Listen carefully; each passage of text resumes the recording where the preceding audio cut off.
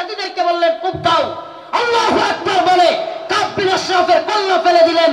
ও মুহাম্মদ আরবীর উম্মতেরা, সেই জগৎ বিখ্যাত উক্তি শেখ খালিদ আর রশিদ ফাকাল্লাহু আসর কণ্ঠে কণ্ঠ মিলিয়ে বলতে চাই, ইয়া উম্মত মুহাম্মদ, ইয়া উম্মত মুহাম্মদ, আমার নবীকে নিয়ে কটূক্তি করা হবে, আমার নবীকে নিয়ে ব্যঙ্গচিত্র বানানো হবে।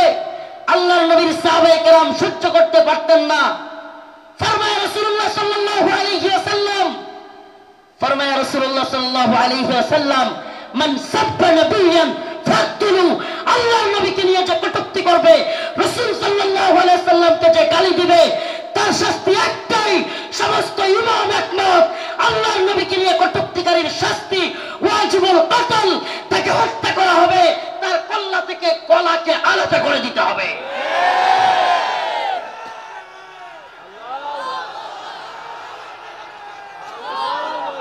হে প্রিয় জাতি, হে প্রিয় মুসলিম উম্মাহ, তোমাদের জাগরণ প্রমাণ করে দিয়েছে, 2024-এর 5ই আগস্ট প্রমাণ করে দিয়েছে, যৌবন যার যুদ্ধে যাবার সময় তার।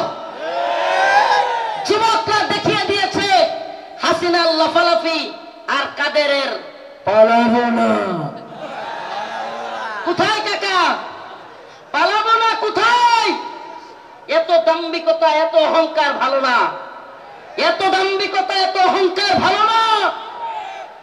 মনে রাখবা, ফেরাউন নমরুদি আল্লাহর কাছে কোনো টাইম ছিল না, আর উবাইদুল কাদের আর হাসিনা। আল্লাহ পাক তোমাদেরকে পরিণতি দেখিয়ে দিয়েছেন। মুসলিম উম্মার যুব সমাজদেরকে বলি, ও প্রিয় উম্মার যুবকেরা, তৈরি হও নির্যাতিত নিপীড়িত মুসলিম উম্মার পাশে দাঁড়াবার জন্য।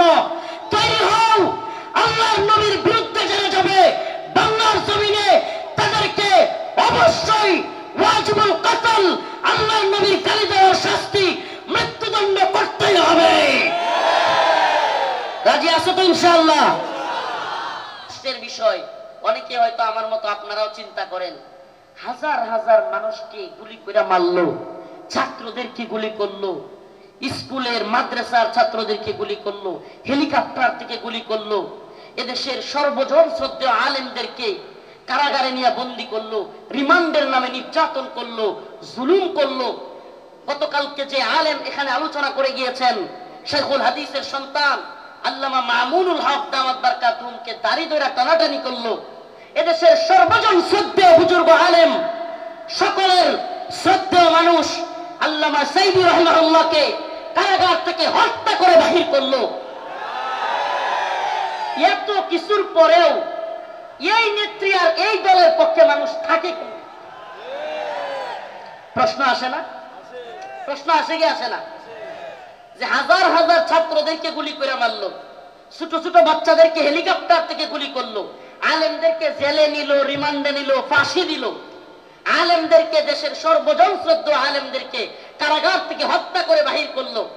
আমাকে ব্যক্তিগতভাবে আমাকে জুব্বা টেনে হিচড়ে টিবি হারুনের নেতৃত্বে, তো সবাই জানেন, জুব্বা খোলা হলো, আমার পরনের লঙ্গি খোলা হলো, এগুলো খুলে মহিলা দিয়া জড়ায়া দইরা ছবি ভিডিও তোলা হলো। অসংখ্য আলেমের নির্যাতনের, নিপীড়নের গল্প শুনলে গা শিউরে উঠবে, যৌনাঙ্গে পর্যন্ত চাপ দিল আলেমদের। এত কিছুর পরেও এই নেত্রী যে তার কর্মীদেরকে রাইখা পালায়, তার পক্ষে কিভাবে লোকেরা থাকে? প্রশ্ন আসে না? আসলে আল্লাহ বলেন, খতামাল্লাহু আলা কুলুবিহিম ওয়া আলা সামইহিম ওয়া আলা আবসারিহিম গিশাওয়া। আল্লাহ পাক এদের অন্তরের মধ্যে সিলমোহর মেরে দিয়েছে। আল্লাহ পাক এদের কানের মধ্যে সিলমোহর মেরে দিয়েছে। আল্লাহ পাক এদের চোখের উপরে পর্দা ফেলে দিয়েছে। এরা সেই হাসিনা সরকারের আমলের এত নির্যাতন, নিপীড়ন দেখেও দেখবে না। যেমন নির্লজ্জ বেহায়া তার নেত্রী, এমন নির্লজ্জ বেহায়া কর্মী। যেমন নির্লজ্জ বেহায়া তার নেত্রী, যে কিনা ছোট ছোট বাচ্চাদেরকে হত্যা করে, হেলিকপ্টার থেকে গুলি করে, এরপরেও বলে আমি কি অপরাধ করেছি। মানে কত বড় নির্লজ্জ হলে কথা বলতে পারে? এরপরেও কি বলে, আমি কি অপরাধ করেছি। আপনি কোন অপরাধ করেন নাই? প্রশ্ন এটা হইতে পারে যে আপনি কোন অপরাধ করেন নাই, আমাকে এমন একটা অপরাধ দেখান।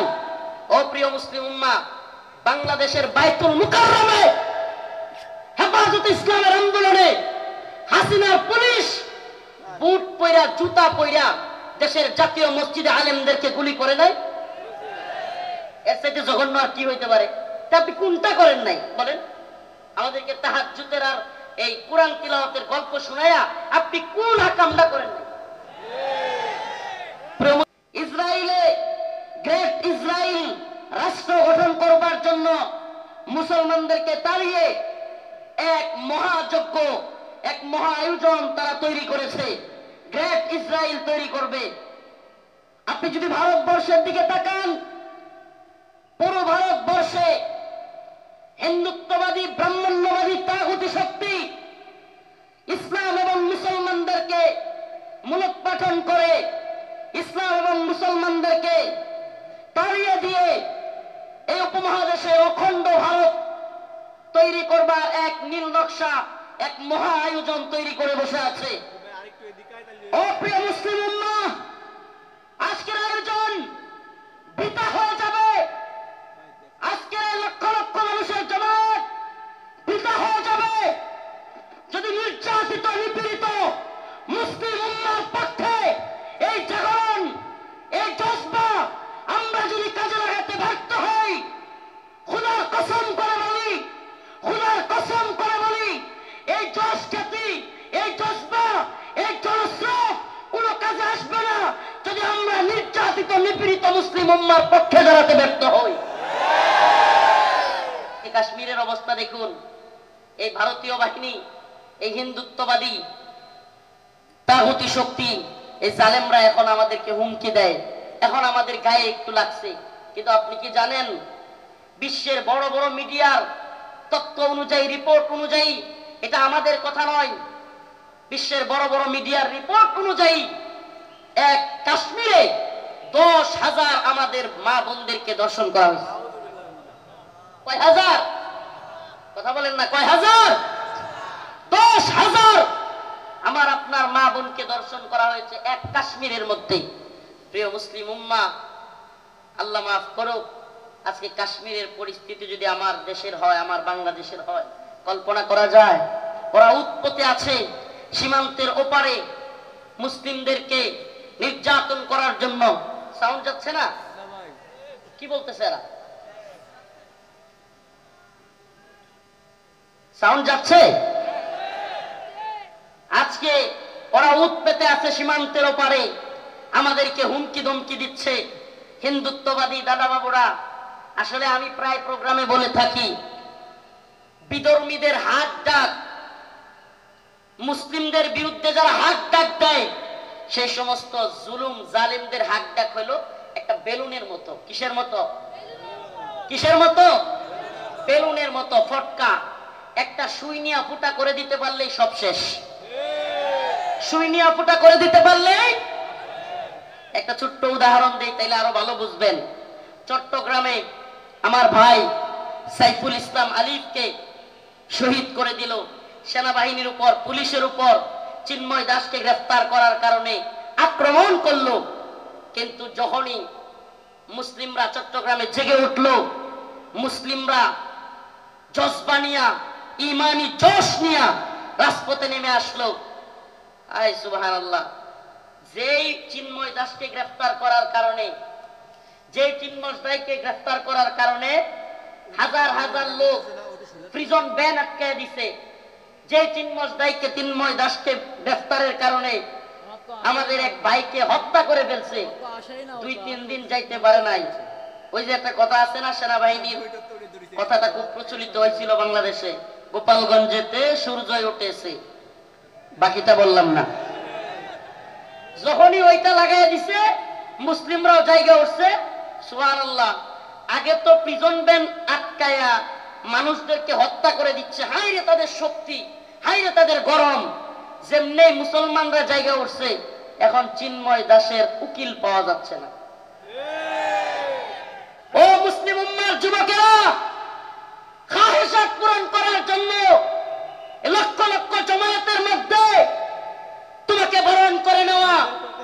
তোমার সাকসেসফুলতা।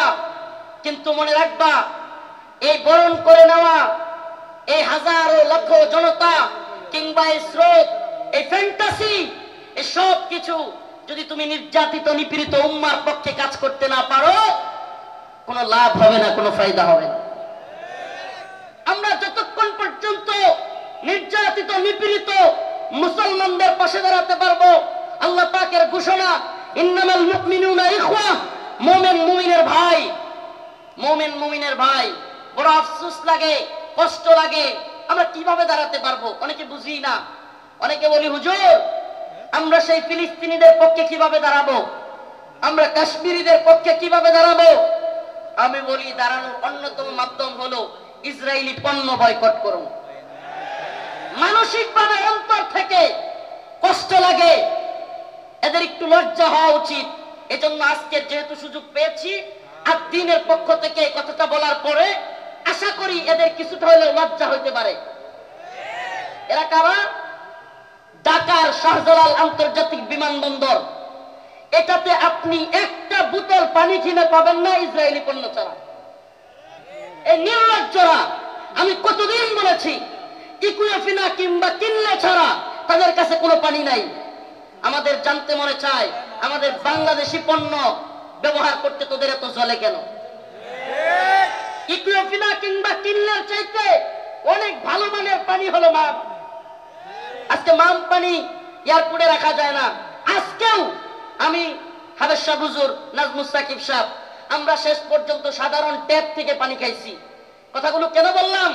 নির্যাতিত নিপীড়িত মুসলিম উম্মার পক্ষে আমরা দাঁড়াতে পারবো যখন আমি অন্তর থেকে সেই ব্যথাটা অনুভব করব যে আমার মুসলিম ভাই আঘাতপ্রাপ্ত হচ্ছে, আমার মুসলিম বোনকে ধর্ষিত করা হচ্ছে।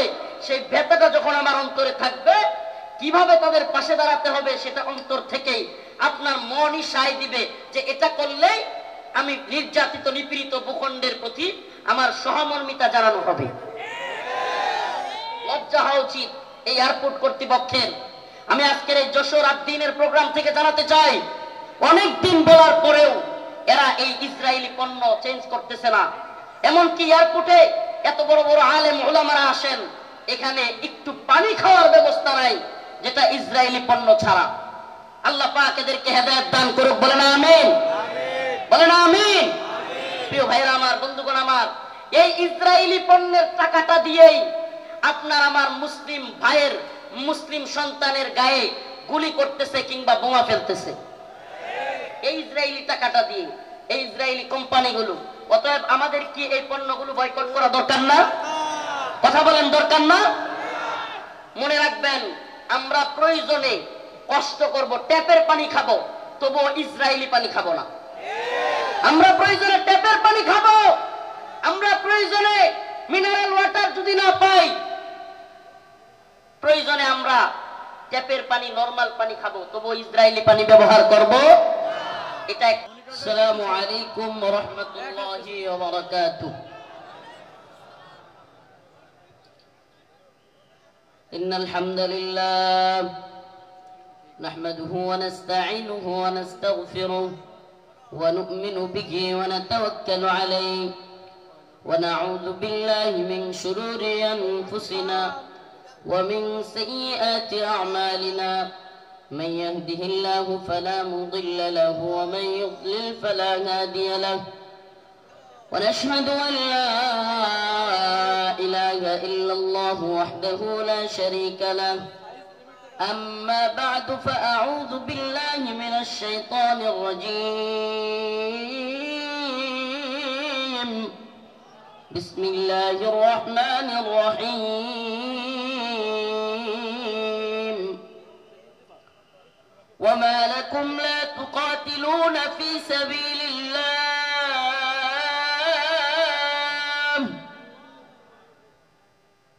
وما لكم لا تقاتلون في سبيل الله والمستضعفين من الرجال والنساء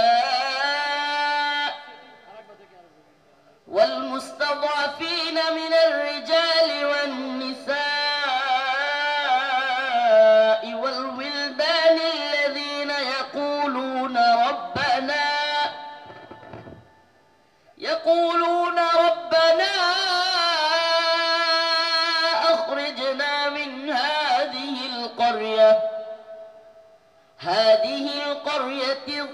الظالم أهلها واجعل لنا من لدنك وليا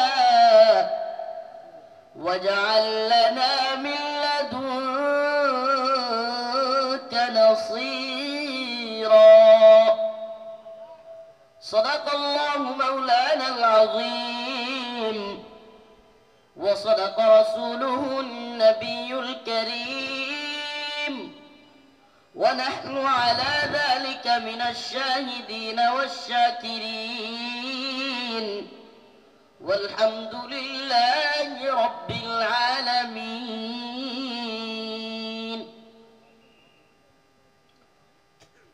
সকলে একটু দরুদ শরীফ পড়ি আল্লাহুম্মা সাল্লি আলা মুহাম্মাদিন ওয়া আলা আলি মুহাম্মাদ কামা সাল্লাইতা আলা ইব্রাহিম ওয়া আলা আলি ইব্রাহিম ইন্নাকা হামিদুম মাজিদ اللهم بارك على محمد وعلى آل محمد كما باركت على إبراهيم وعلى آل إبراهيم إنك حميد مجيد الدين ফাউন্ডেশন কর্তৃক আয়োজিত আজকের এই ব্যতিক্রমধর্মী ঐতিহাসিক তাফসীরুল কোরআন মাহফিলের সম্মানিত উলামায়ে কেরাম মুরব্বিয়ান আযম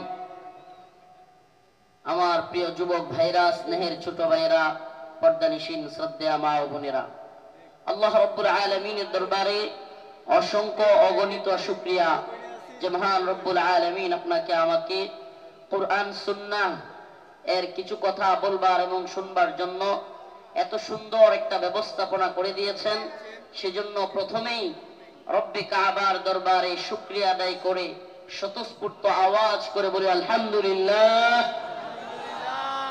প্রিয় উপস্থিতি, আমি প্রথমে আন্তরিকভাবে জাযাকাল্লাহ জাযাকুমুল্লাহ এবং আন্তরিকভাবে অন্তরের অন্তঃস্থল থেকে কৃতজ্ঞতা জ্ঞাপন করছি, শুকরিয়া আদায় করছি এবং বিশেষ করে আন্তরিকভাবে মুবারকবাদ জানাচ্ছি আমার প্রিয় আঙ্কেল আদ্দিন ফাউন্ডেশনের মহিউদ্দিন আঙ্কেলকে। চাইছিল দিতে পারে নাই, মানে রোল মডেল হয়ে গেছে গা। হাসিনা এখন পালায়া যাওয়াদের কি রোল মডেল। এখন কেউ পালায়া গেলে সবাই বলবে হাসিনা মডেলে পালাইছে। কোন মডেলে? কথা বলেন না, কোন মডেলে?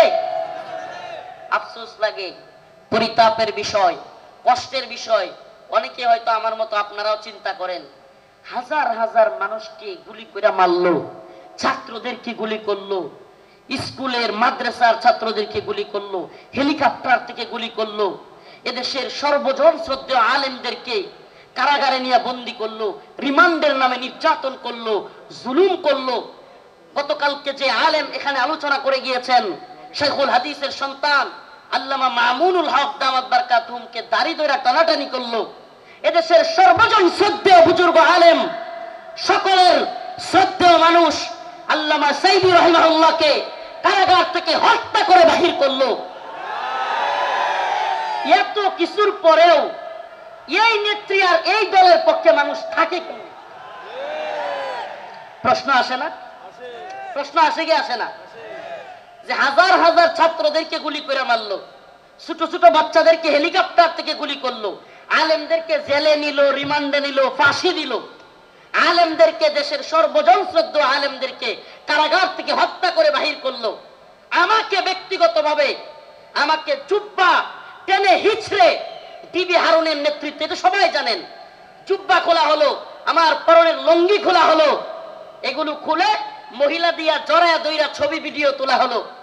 অসংখ্য আলেমের নির্যাতনের, নিপীড়নের গল্প শুনলে গা শিউরে উঠবে। যৌনাঙ্গে পর্যন্ত চাপ দিল আলেমদের। এত কিছুর পরেও এই নেত্রী যে তার কর্মীদেরকে রাইখা পালায়, তার পক্ষে কিভাবে লোকেরা থাকে? প্রশ্ন আসে না? আসলে আল্লাহ বলেন, খতামাল্লাহু আলা কুলুবিহিম ওয়া আলা সামইহিম ওয়া আলা আবসারিহিম গিশাওয়া। আল্লাহ পাক এদের অন্তরের মধ্যে সিলমোহর মেরে দিয়েছে। আল্লাহ পাক এদের কানের মধ্যে সিলমোহর মেরে দিয়েছে। আল্লাহ পাক এদের চোখের উপরে পর্দা ফেলে দিয়েছে। এরা সেই হাসিনা সরকারের আমলের এত নির্যাতন নিপীড়ন দেখেও দেখবে না। যেমন নির্লজ্জ বেহায়া তার নেত্রী, এমন নির্লজ্জ বেহায়া কর্মী। যেমন নির্লজ্জ বেহায়া তার নেত্রী, যে কিনা ছোট ছোট বাচ্চাদেরকে হত্যা করে, হেলিকপ্টার থেকে গুলি করে, এরপরেও বলে আমি কি অপরাধ করেছি। মানে কত বড় নির্লজ্জ হলে এই কথা বলতে পারে। এরপরেও কি বলে আমি কি অপরাধ করেছি। আপনি কোন অপরাধ করেন নাই? প্রশ্ন এটা হইতে পারে যে আপনি কোন অপরাধ করেন নাই, আমাকে এমন একটা অপরাধ দেখান। ও প্রিয় মুসলিম উম্মাহ, বাংলাদেশের বাইতুল মুকাররমে হেফাজতে ইসলামের আন্দোলনে হাসিনার পুলিশ বুট পয়রা জুতা পয়রা দেশের জাতীয় মসজিদে আলেমদেরকে গুলি করে নাই। এর চাইতে জঘন্য আর কি হইতে পারে? আপনি কোনটা করেন নাই বলেন? আমাদেরকে তাহাজ্জুদের আর এই কোরআন তিলাওয়াতের গল্প শোনায়া আপনি কোন হাকামটা করেন নাই? প্রিয় মুসলিম উম্মাহ, যশোরবাসী, এই মেসেজ যশোরের মুসলমানদের জন্য নয়, এই মেসেজ আজকের এই আলোচনা আমার এই দেশবাসীর জন্য আমি রেখে যেতে চাই। আমি আমার কথাগুলো সকলের কানে পৌঁছে দিতে চাই। ও প্রিয় উম্মাহ, প্রিয় জাতি, আমরা চেয়েছি আমাদের অন্তর থেকে, আমাদের ছাত্ররা, আমাদের শিক্ষকরা, আমাদের কলামিস্ট, বুদ্ধিজীবী, মুফতি, বক্তা, ছাত্র, সকল শ্রেণী পেশার মানুষ, আমরা চেয়েছি আল্লাহ পাক হাসিনাকে এই ভূখণ্ড থেকে, আমাদের উপর থেকে, জুলুম থেকে বাঁচাক। আল্লাহ পাক আমাদেরকে বাঁচাইছেন কি বাঁচান নাই? তার মানে আমরা মন থেকে সম্মিলিত ভাবে চাইলে পাওয়া যায়। পাওয়া যায় কি যায় না? আল্লাহর নবী সাল্লাল্লাহু আলাইহি ওয়াসাল্লামকে তার সাহাবীরা কেমন ভালোবাসতেন। কাব বিন আশরাফ নামে ইহুদিদের এক নেতা ছিল। নাম কি? কাব বিন আশরাফ, এক ইহুদি নেতা। এত দেহ ছিল, অনেক বড় সড় ছিল দেহ, বিশাল দেহের আকৃতির লোক ছিল কাব বিন আশরাফ। বদর যুদ্ধে যখন মুসলমানরা বিজয়ী হয়েছে, কাব বিন আশরাফ কষ্টে তার অন্তর জ্বলে গেছে। বদর যুদ্ধে কাফেরদের বড় বড় নেতা আবু জাহেল সহ নিহত হয়ে গেছে, জাহান্নামে চলে গেছে। কাব বিন আশরাফের কলিজায় জ্বলন শুরু হয়ে গেছে। সেই মুহাম্মদ আরবি সাল্লাল্লাহু আলাইহি ওয়াসাল্লামকে নিয়ে বিভিন্ন ধরনের কটূক্তিমূলক কবিতা বানাইছে। তার মহিলা ভাড়া কইরা তাদেরকে দিয়াও রাসূলের বিরুদ্ধে বিশুদ্ধার করাইছে। আল্লাহর নবী সাল্লাল্লাহু আলাইহি ওয়াসাল্লাম ডাকলেন, কাব বিন আশরাফ, তাকে হত্যা করতে পারবে এমন কে আছো? সুবহানাল্লাহ বলেন। রাসূল সাল্লাল্লাহু আলাইহি ওয়াসাল্লাম নিজে ডাকলেন, হে আমার সাহাবারা, তোমাদের মধ্যে কে আছে কাব বিন আশরাফকে হত্যা করবে? অথচ আমার নবীর ব্যাপারে অনেকে বলে, রাসূল সাল্লাল্লাহু আলাইহি ওয়াসাল্লামকে কি বলে, যে রাসূল সাল্লাল্লাহু আলাইহি ওয়াসাল্লাম এক গালে মারলে আরেক গাল পাইতা দিতেন। ছোটবেলায় এগুলো শুনতাম, নাউজুবিল্লাহ। রাসূলের এক গালে মারবে আর সাহাবায়ে কেরাম বসে বসে দেখবে। ইসলাম সন্ন্যাসী মার্কা ধর্ম না। ইসলাম সন্ন্যাসী মার্কা, সন্ন্যাসীগিরি, গান্ধীগিরি ইসলামে চলে না। ইসলামের বাণী একবারে সুস্পষ্ট, ফায়াকতুলুনা ওয়া ইউকতালুন, হয় মরো নাইলে মারো। দিনের প্রয়োজনে মারতে হবে, মরতে হবে ইনশাআল্লাহ। দিনের প্রয়োজনে মারতে হবে, মরতে হবে। মায়ের খাওয়াও সুন্নত, দেওয়াও সুন্নত। আমরা যদি খালি মায়ের খাইতাম, হাসিনার পতন হইতো। মাঝে মাঝে পিটানো দেওয়া লাগছে, কথা কয় না? যারা জালেমের পক্ষ নিবে, একটা কথা মনে রাখবেন, মুসলমান ইমানদার, সম্ভবত হযরত আলী রাদিয়াল্লাহু আনহুর কথা এটা, জালেমদের প্রতি সহানুভূতি দেখানো মাজলুমদের সাথে গাদ্দারি। আবারও বলছি, জালেমদের প্রতি উদারতা দেখানো মাজলুমদের সাথে গাদ্দারি। মাজলুমদের সাথে গাদ্দারি করা যাবে যাবে কাব বিন আশরাফ কটূক্তি করে। রাসূল সাল্লাল্লাহু আলাইহি ওয়াসাল্লাম বললেন, তোমাদের মধ্যে কে আছে যে কাব বিন আশরাফকে হত্যা করবে? আল্লাহর নবীর এক সাহাবী মুহাম্মদ বিন মাসলামা দাঁড়ায় গেলেন, ইয়া রাসূলুল্লাহ আতুহিব্বু আন তাকতুলাহু? ইয়া রাসূলুল্লাহ, আপনি কি চান আমি তাকে হত্যা করি? রাসূল বললেন, অবশ্যই হ্যাঁ। মুহাম্মদ বিন মাসলামা বললেন, ইয়া রাসূলুল্লাহ, আমাকে অনুমতি দেন, আমি একটু তার সাথে গল্প করব, বানায় সিনায় গল্প করবো আর কি, তার একটু খুশি করব। ইয়া রাসূলুল্লাহ আমার অনুমতি দেন। আল্লাহর নবী বললেন অনুমতি দিলাম। রাসূলুল্লাহ সাল্লাল্লাহু আলাইহি ওয়াসাল্লামের অনুমতি পেয়ে মুহাম্মদ বিন মাসলামা রাদিয়াল্লাহু আনহু কাব বিন আশরাফের কাছে গেলেন। কাব বিন আশরাফের কাছে গিয়ে আল্লাহর নবীকে নিয়ে যেহেতু বলে আসছেন একটু গল্প করবেন বানায়া সিনায়া, যুদ্ধ মানেই ধোঁকা। আপনি সবকিছু যুদ্ধের ময়দানে শত্রুর বিরুদ্ধে সব কথা বলে দিয়ে আপনি পারবেন না।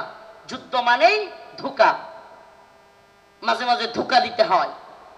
তো কাব বিন আশরাফে গিয়া বললেন আমরা তো মুহাম্মদ রে নিয়া খালি যাকাত চাই, খালি যাকাত দিতে হয়, সদকা দিতে হয়, বিপদে আছি মুহাম্মদ রে নিয়া। নাউজুবিল্লাহ।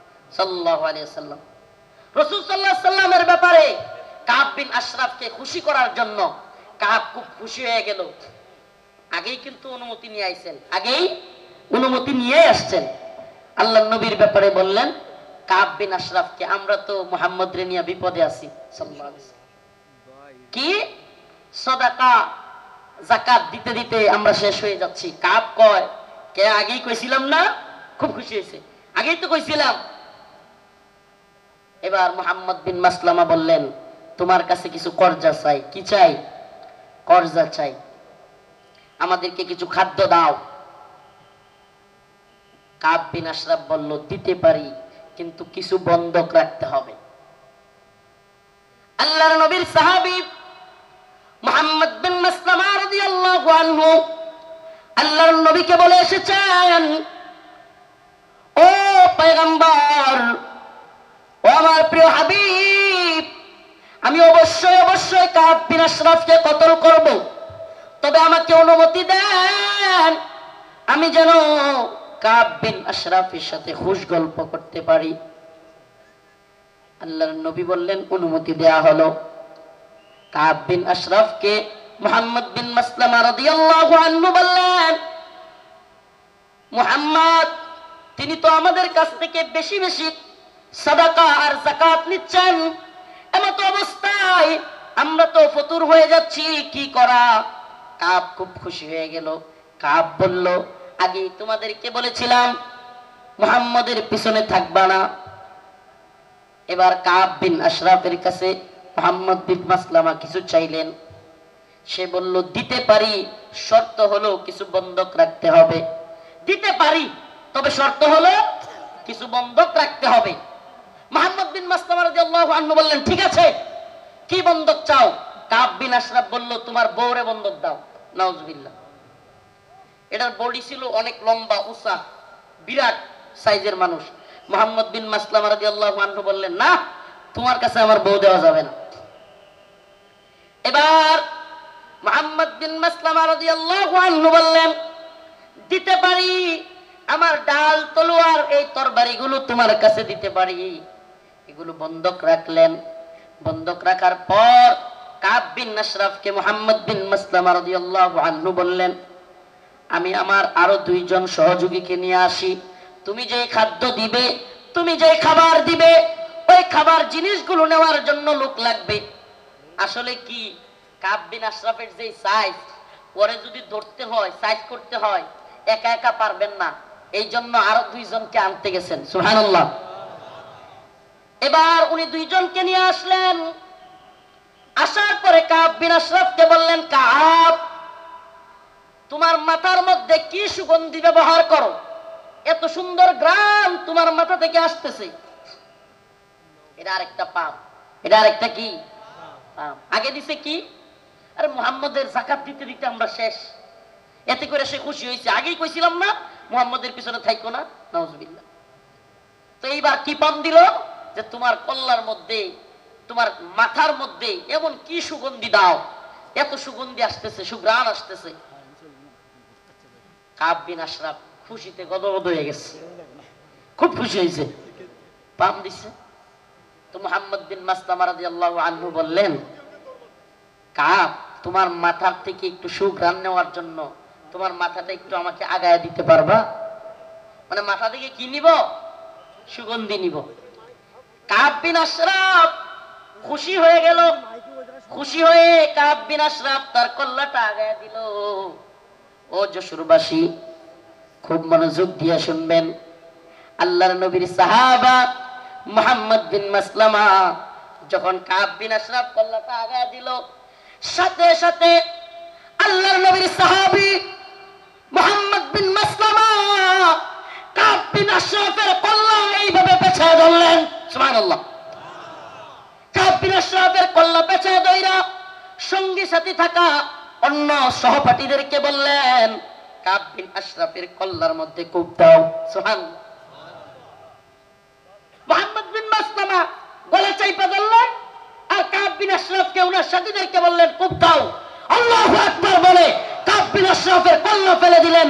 ও মুহাম্মদ আরবির উম্মতেরা, সেই জগৎ বিখ্যাত উক্তি শেখ খালিদ আর রশিদ ফাকাল্লাহু আসর কণ্ঠে কণ্ঠ মিলিয়ে বলতে চাই, ইয়া উম্মত মুহাম্মদ, ইয়া উম্মত মুহাম্মদ, আমার নবীকে নিয়ে কটূক্তি করা হবে, আমার নবীকে নিয়ে ব্যঙ্গচিত্র বানানো হবে।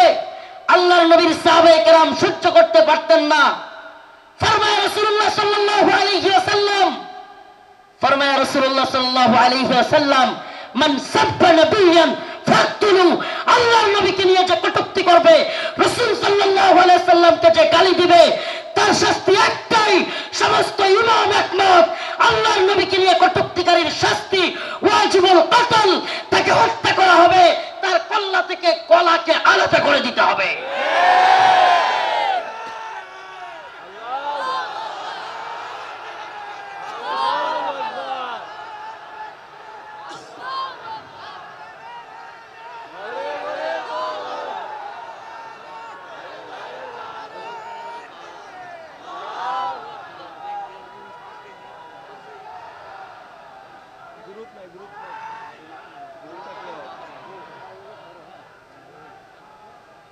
হে প্রিয় জাতি, হে প্রিয় মুসলিম উম্মাহ, তোমাদের এই জাগরণ প্রমাণ করে দিয়েছে, 2024-এর 5ই আগস্ট প্রমাণ করে দিয়েছে, যৌবন যার যুদ্ধে যাবার সময় তার।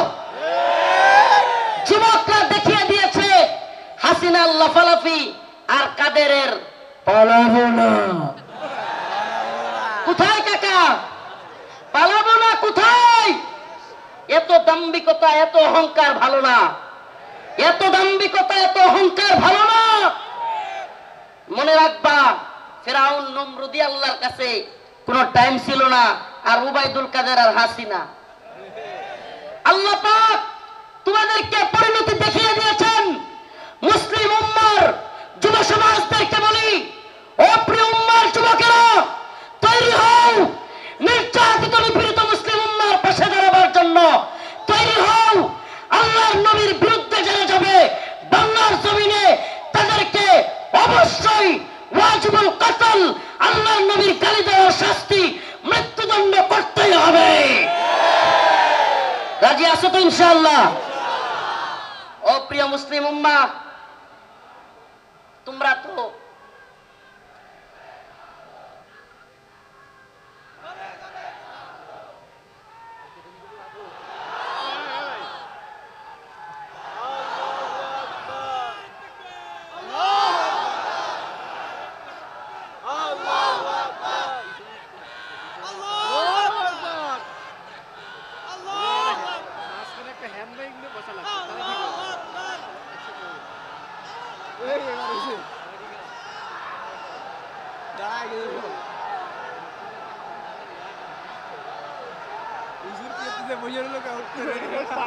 হে প্রিয় মুসলিম উম্মার যুবকেরা, তোমাদের এই দ্বীনি আবেগ, এই দ্বীনি জজবাকে যদি সত্যি বলি, ওয়াল্লাহি বিল্লাহি তাল্লাহি কসম আল্লাহর, এই জজবাকে যদি আমরা কোরআনের পক্ষে কাজে লাগাইতে পারি, তাহলে আর কোনো নতুন সরকার নয়, এই ভূখণ্ডে আমরা কোরআনী শাসন চালু করতে পারবো।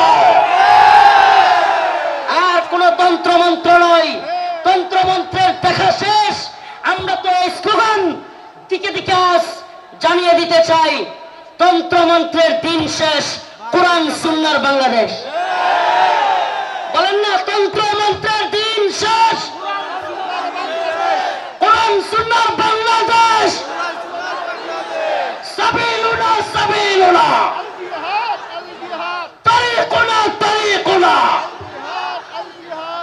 বয়ান আজকে একটু ব্যতিক্রম হবে। আমি বলবো আল্লাহর জমিনে আল্লাহর আইন বাস্তবায়ন ফরজে আইন, বলতে পারবেন? আল্লাহর জমিনে আল্লাহর আইন বাস্তবায়ন ফরজে আইন। হয়তো শরিয়াত ইম্মা শরিয়াত ইম্মা শরিয়াত, হয়তো শরিয়াত, হয়তো আমরা শাহাদাত বরণ করব, না হলে ভূখণ্ডে শরীয়ত প্রতিষ্ঠা করব। কালেমার পতাকা দেখলে যেগুলোর জ্বলে এগুলোর সাবধান করে দিতে চায়। এ ভূখণ্ডে লা ইলাহা ইল্লাল্লাহর পতাকা উড়বেই, আজ হোক কাল একদিন উড়বেই। ইসাবাতান মিন উম্মতি আহরাজাহুম আল্লাহু মিনান নার, ইসাবাতুন তাগজুল হিন্দা ওয়া ইসাবাতু মা ঈসা ইবনে মারইয়াম। রাসূলের ঘোষণা, এই ভূখণ্ডে হিন্দুত্ববাদী ব্রাহ্মণ্যবাদী তাগুতি শক্তির বিরুদ্ধে, দিল্লির বিরুদ্ধে, হিন্দুত্ববাদীদের বিরুদ্ধে আল্লাহর নবী বলেছেন মুসলমানদের একটা গজওয়া হবে, গজওয়াতুল হিন্দ হবে। সেই যুদ্ধে মুসলমানরা বিজয়ী হবে। শুধু বিজয়ী হবে না, দিল্লির সেই মসনদে, দিল্লির সেই লাল কেল্লায় কালেমার পতাকা পথ পথ করে উঠবে ইনশাআল্লাহ, ইনশাআল্লাহ।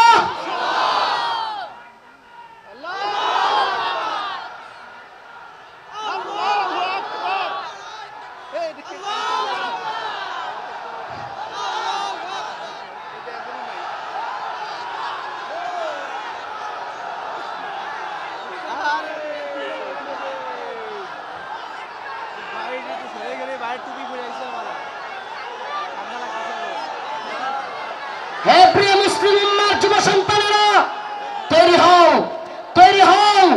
আর কোন তন্ত্র মন্ত্রের জন্য ডাক নয়, ডাক আসবে দাওয়া ইরদাদ শাহাদাতের ডাক আসবে। শহীদ হইতে রাজি আছো তো ইনশাআল্লাহ?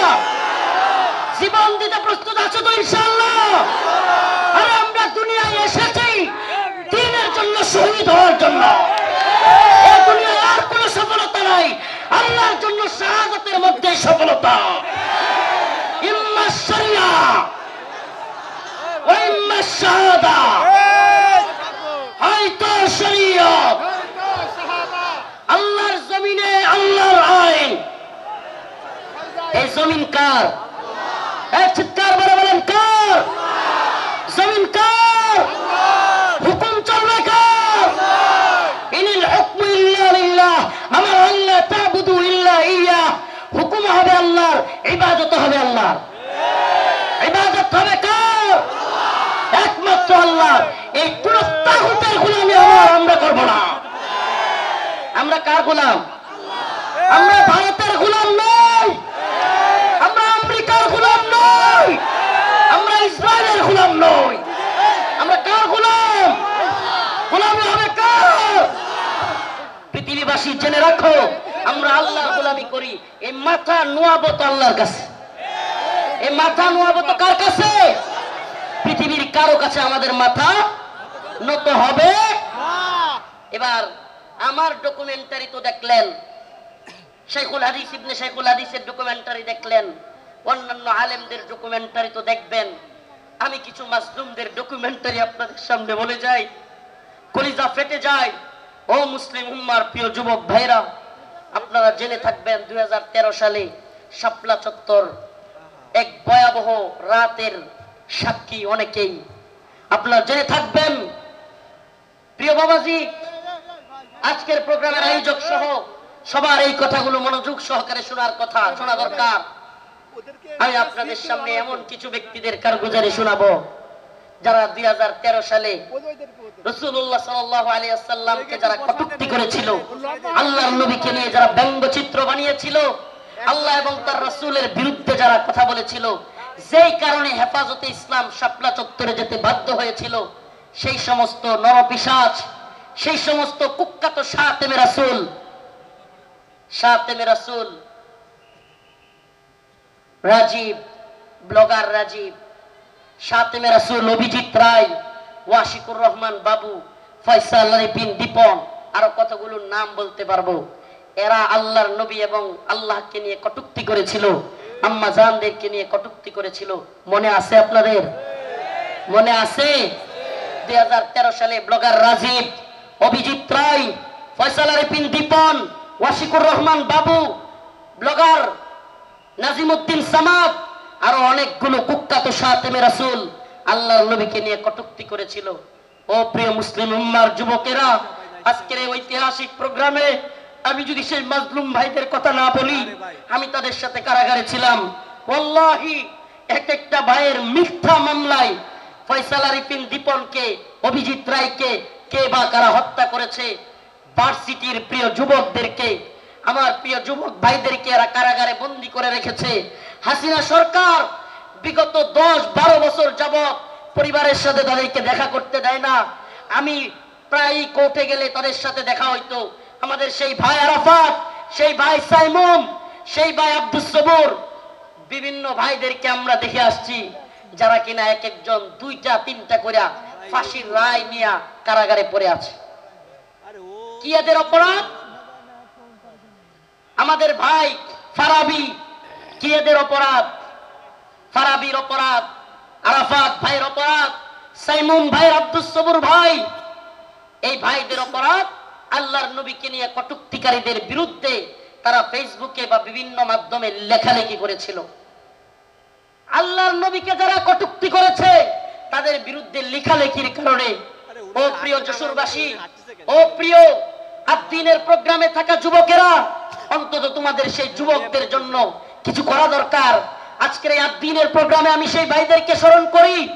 ওয়াল্লাহি কসম করে বলি, আমি যখন দেখতাম 2টা-3টা ফাঁসি নিয়েও এরা দিব্যি হাসতেছে, তখন আর নিজের মনের মধ্যে কিছুই মনে হইতো না। আরে আমি আর কি, আমার তো আর ফাঁসির রায় হয় নাই, আমার তো ফাঁসির রায় হয় নাই। 2টা-3টা ফাঁসির রায় নিয়ে হাসতেছে, দিব্যি চলতেছে, এদের মনের মধ্যে কোনো কষ্ট নাই। এই যুবকেরা দীর্ঘদিন যাবৎ কারাগারে পড়ে আছে। ও প্রিয় মুসলিম উম্মার যুবকেরা, ও নেতারা, ও বক্তা মুফতি শাইখুল হাদিসরা, আল্লাহর নবীর পক্ষে কথা বলতে গিয়া দীর্ঘদিন যাবৎ তাদেরকে জঙ্গি ট্যাগ দিয়া আজকে কারাগারে বন্দী করে রেখেছে হাসিনা সরকার। এখনো এই ভাইগুলো মুক্তি পাচ্ছে না। ও প্রিয় মুসলিম উম্মার যুবকেরা, আমি জানতে চাই, এরা যদি আমাদের কাউকে জঙ্গি ট্যাগ দিয়া দেয়, এরা যদি আমাদের কাউকে মৌলবাদী ট্যাগ দিয়া দেয়, এরা যদি আমাদের কাউকে রাজাকার বলে ট্যাগ দিয়া দেয়, তাহলে কি আমরা তাদেরকে ভুলে যাব? আমার কথা বুঝতেছেন? জালেমদের একটা কূট কৌশল হলো আলেমদের নামে ট্যাগ দেওয়া, নেম কিলিং, এটাকে বলে নেম কিলিং, ট্যাগ দেওয়া। আল্লামা সাঈদী রাহিমাহুল্লাহকে কষ্ট নিয়ে বলতে হচ্ছে, যখন তিনি জীবিত আমাদের অনেক আলেম ওনাকে নিয়ে কথা বলার সাহস করে নাই, ওনার পক্ষে কথা বলে নাই। কেন বলে নাই? কারণ ওনাকে রাজাকারের মামলা দেওয়া হয়েছে। এখন আমরা যদি ওনার পক্ষে কথা বলি, তাইলে আমাদেরকেও না জানি রাজাকারের মামলা দিয়ে দেয়। আল্লামা জসিমউদ্দিন রহমানী দামাত বারকাতুহুম, হুজুর কারাগারে থাকতেও ওনাকে নিয়েও অনেকে কথা বলে নাই। কেন? কারণ ওনার পক্ষে কথা বলে জঙ্গিবাদী মামলা দিয়ে দিবে। আল্লাহর কসম করে বলি, খুদার কসম করে বলি, আমাদেরকে রাজাকার বলো, জঙ্গিবাদী বলো, মৌলবাদী বলো, আর যাই বলো, আমরা মাজলুমদের পক্ষে কথা বলবোই, বলেই যাব। রাজি আছেন তো ইনশাআল্লাহ? আল্লামা সাঈদী রাহিমাহুল্লাহ চলে গিয়েছেন, জসিমউদ্দিন রহমানী হাফিজাহুল্লাহ বের হয়ে গিয়েছেন, কিন্তু ও আদ্দিনের মুসলমানেরা, আজকের এই যশোরের লাখো জনতা, প্রিয় উম্মা, আজকের এই মিডিয়ার মাধ্যমে, সবকিছুর মাধ্যমে আমি জানাতে চাই, আমার ভাইরা আল্লাহর নবীর পক্ষে লেখালেখি করতে গিয়া যারা মামলা খেয়েছে, ফাঁসির রায় লেগে গেছে, আমরা কি তাদের মুক্তি চাই? মুক্তি চাই। আমার ভাইদেরকে 2-3টা করে ফাঁসির রায় দিয়ে বন্দী করে রেখেছে হাসিনা। হাসিনার কাজই ছিল বিভিন্ন জঙ্গি নাটক সাজায়া আলেমদেরকে, তরুণ তরুণ যুবকদেরকে যারা দ্বীনকে ভালোবাসে, টাকনুর উপর কাপড় পরে, এদেরকে ইন্ডিয়ার কথায় রয়ের প্ল্যানে মুসলিম উম্মার যুবকদেরকে, দ্বীন যারা ভালোবাসে তাদেরকে গ্রেফতার করা, তাদেরকে জঙ্গি বলা, মৌলবাদী বলা, এটা একটা ট্রেন্ড ছিল, এটা তাদের একটা ট্যাগ মিশন ছিল, মিশন। তাদের একটা মিশন, এই মিশন আমরা পা দিতে পারি না, আমরা আমাদের ভাইয়ের মুক্তি চাইবই। ঠিক আছে তো ইনশাআল্লাহ? সবাই মুক্তি চান তো ইনশাআল্লাহ? আমার প্রিয় ভাইদের মুক্তির ব্যবস্থা করা হোক, দ্রুত মুক্তি দেওয়া হোক। যদি তারা মুক্তি না পায়, খোদার কসম করে বলি, এত বড় বড় বক্তা, এত যশ খ্যাতি মূল্যহীন, মূল্যহীন, মূল্যহীন। আমরা যদি মাজলুমদের পাশে দাঁড়াতে না পারি, আজকের আলোচনার বিষয় এটাই। ওমা লাকুম লা তুকাতিলুনা ফি সাবিলিল্লাহ ওয়াল মুস্তাদাফিনা মিনার রিজাল ওয়ান নিসাই ওয়াল উইলদানিল্লাযীনা ইয়াকুলুনা রব্বানা আখরিজনা মিন হাযিহিল ক্বরয়াতিল যালিমি আহলুহা واجعل لنا من لدنك وليا واجعل لنا من لدنك نصيرا الله رب العالمين বলেন وما لكم لا تقاتلون في سبيل الله তোমাদের কি হয়ে গেল? তোমরা আল্লাহর পথে কিতাল করতেছো না, যুদ্ধ করতেছো না। জিহাদ বললে অনেকে অপব্যাখ্যা করে, নফসের জিহাদ, এটা সেটা অনেক অপব্যাখ্যা করে। কারণ কি? কারণ আল্লাহ বলছেন কুতিবা আলাইকুমুল কিতাল ওয়া হুয়া কুরহুল লাকুম। কারণ আল্লাহ পাক জানতেন জিহাদের ব্যাপারে অনেকের অ্যালার্জি থাকবে, অনেকে অপছন্দ করবে। আমাকে বলেন, আল্লাহ পাক যখন কোরআনে কারীম নাজিল করেছেন, আল্লাহর রাসূল কি জিহাদকে অপছন্দ করতেন? হ্যাঁ, সাহাবায়ে কেরাম অপছন্দ করতেন। তাহলে এই আয়াত কাদের জন্য? কুতিবা আলাইকুমুল কিতাল ওয়া হুয়া কুরহুল লাকুম, এই আয়াত কাদের জন্য? আল্লাহ পাক জিহাদকে, যুদ্ধকে ফরজ করেছেন দ্বীনের জন্য, অথচ তোমরা তা অপছন্দ করবে, অপছন্দ করো। আল্লাহ বলছেন তোমাদের অনেক জিনিস আছে অপছন্দ, কিন্তু হুয়া খায়রুল লাকুম, সেটার মধ্যে কল্যাণ আছে। আমার তো মনে হয়, আল্লাহ পাক, আমার মনে হয় না, এটাই তাফসীর, এটাই ব্যাখ্যা, যে আল্লাহ পাক সেই সমস্ত লোকদেরকে উদ্দেশ্য করে বলেছেন যারা জিহাদকে অপছন্দ করবে। সাহাবায়ে কেরাম জিহাদকে পছন্দ করতেন না, আল্লাহর নবী আল্লাহর দ্বীনের পক্ষে জিহাদকে অপছন্দ করতেন না। যারা অপছন্দ করে তাদের জন্য এই কথা। অথচ দিকে দিকে মাজলুম, ওমা লাকুম লা তুকাতিলুনা ফি সাবিলিল্লাহ, তোমাদের কি হয়ে গেল? তোমরা আল্লাহর পথে যুদ্ধ করতেছো না। ওয়াল মুস্তাদাফিনা মিনার রিজাল ওয়ান নিসাই ওয়াল উইলদান, দুর্বল নারীরা, দুর্বল বাচ্চারা চিৎকার করে করে বলতেছে ইয়াকুলুনা রব্বানা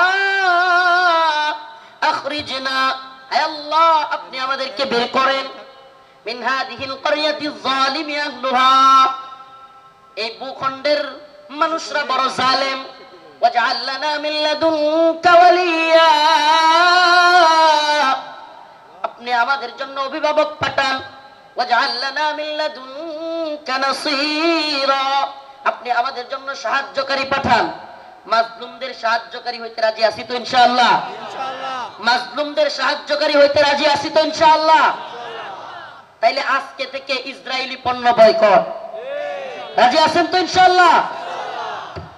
আজকে থেকে যে সমস্ত মাজলুমরা রাসূলের পক্ষে লিখতে গিয়ে, বলতে গিয়ে, আমার ভাই ফারাবি, আমার ভাই আরাফাত, সাইমুম, আমি আমার ভাই বলতেছি, পারলে আমারে মামলা দিয়ে দে, আমার যায় আসে না।